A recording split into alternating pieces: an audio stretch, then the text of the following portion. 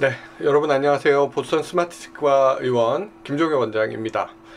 오늘은 우리나라의 질병관리본부에 해당하는 미국의 CDC, Center for Disease Control and Prevention, 여기서 발표한 Interim Infection Prevention and Control Guidance for Dental Setting during the COVID-19 Response. 그러니까 코로나19 감염병 확산 기간 중에 전염병, 감염병 예방과 관리를 위한 치과 세팅의 잠정적 지침에 대해 말씀드리려고 합니다. 그러니까 지금까지 나온 근거를 바탕으로 지침을 만든 거죠. 자, 얼마 전에 제가 미국 치과의사 협회인 ADA에서 나온 비슷한 내용 올려둔 영상이 있습니다. 그 영상 궁금하신 분들은 위에 인포메이션 카드나 아래 링크를 제가 적어 드릴 테니까 같이 참고하시면 좋겠습니다.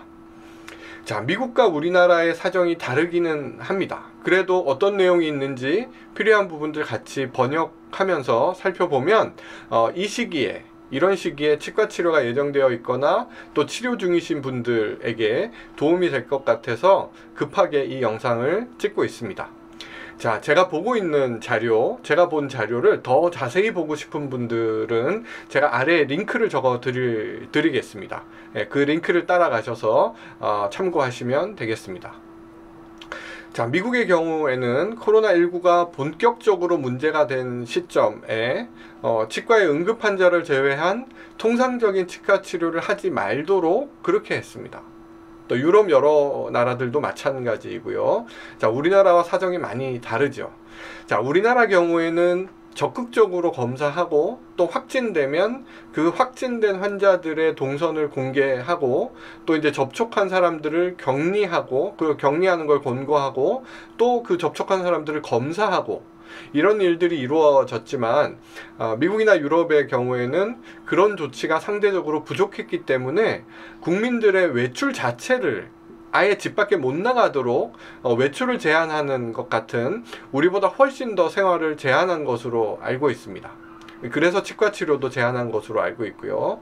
자, 우리와는 사정이 많이 다르지만 그래도 참고할 내용들이 있어서 지금부터 미국의 질병관리본부인 CDC에서 발표한 코로나19 관련된 치과 세팅을 한번 같이 살펴보겠습니다.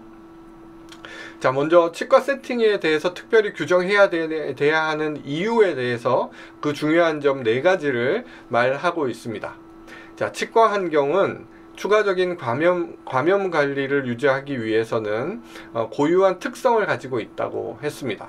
선택적 시술, 수술, 그리고 이제 긴급하지 않은 치과 방문은 연기하는 것이 좋겠다 했고요. 직원, 환자 모두에게 아프면 집에 있어야 한다는 필요성을 적극적으로 전달하라고 되어 있습니다. 자, 코비드19 증상이 있는 환자가 시설에 들어올 경우, 그러니까 치과에 들어올 경우 어떤 조치를 취해야 되는지도 알려주겠다 하는 내용들이 있습니다. 자, 기본적으로 코로나19는 여러분들 다 아시는 내용이죠. 호흡할 때 혹은 기침할 때 나오는 비말에 의한 감염입니다. 그래서 이런 특성에 따라서 사람하고 사람 간의 감염이 일어나는 것으로 알려져 있죠. 자, 그리고 에어로졸 상태에서 이 바이러스가 몇 시간 이상 생존하는 것으로 알려져 있습니다. 자, 또 약한 감염이 있거나 무증상 환자의 감염이 됐더라도 증상이 없는 환자의 경우에는 다른 사람들을 감염시킬 수 있는 것으로 알려져 있습니다. 자, 일반적으로 치과 치료는 치과에 가시면 핸드피스, 우리가 치아를 삭제할 때 쓰는 기구요. 그 핸드피스, 그리고 스캐닝할 때 쓰는 초음파 스케일러, 그리고 이제 물 공기 시린지, 우리가 이제 3웨이 시린지라고 해서 물도 나오고 바람도 나오는 이런 시린지 같은 기구들을 사용하게 됩니다. 자, 이런 기구들을 사용할 때 물, 타액, 그러니까 침, 그리고 혈액 같은 것들이 주변으로 튀게 되고 그 방울들이 튄 곳이 주변이 오염되게 됩니다. 자, 에어로졸에 의해 감염이 되는 것을 고려하면 치과에서는 코로나19 감염이 취약한 상태가 되는 거죠. 자, 현재까지는 마스크나 글러브, 안면 쉴드 같은 보호 장비를 잘 갖추고 그렇게 치료했던 치과 의료진이 치과 치료를 통해서 코로나19에 감염되었다는 보고는 없다고 합니다. 더더군다나 이걸 통해서 다른 환자한테 교차 감염된 사례도 없다고 하고요. 자, 하지만 미국의 산업안전과 건강을 담당하는 부처에서 밝힌 자료에 따르면 치과에서 일하시는 분들, 치과의료 종사자들은 에어로졸이 만들어지는 특정한 술식 중에 코로나19 바이러스에 노출될 가능성이 매우 높은 그런 이제 고위험군의 직업군이라고 하고 있습니다. 자, 기본적으로 여기서 제안하고 있는 내용들은 혹시라도 코로나19에 감염된 환자를 치료하고 나서 그 이후에 의료진이나 또 다른 환자의 감염 같은 교차 감염이 염려가 돼서 이런 상황을 사전에 방지하기 위한 노력이라고 이해하시면 되겠습니다. 자, 추천하는 여러 가지 사항들 중에 여러분들 보시면 도움될 만한 내용들을 좀 간추려 봤습니다. 자, 환자가 치과에 도착하면 마스크를 제공하고 코와 입을 가리도록 하라 돼 있습니다.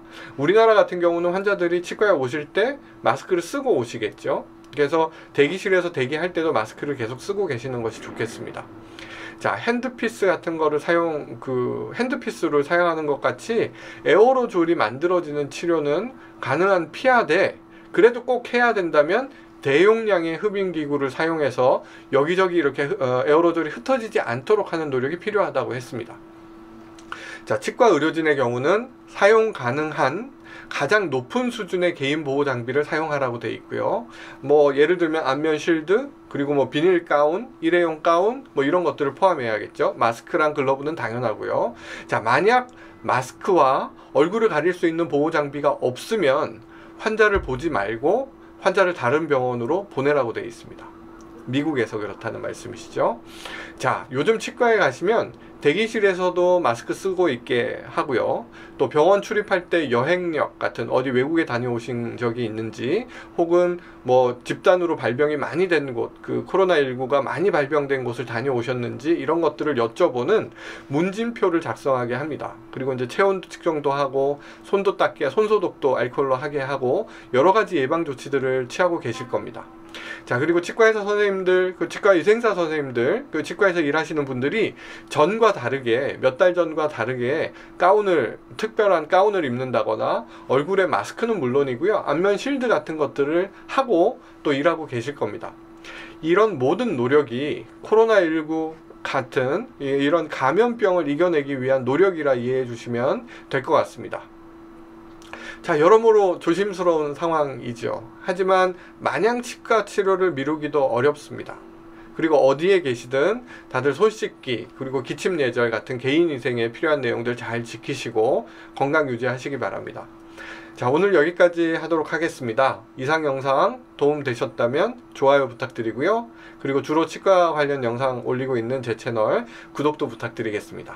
알림 설정 잊지 마시고요. 저는 또 다른 치과 관련 영상으로 돌아오도록 하겠습니다. 감사합니다.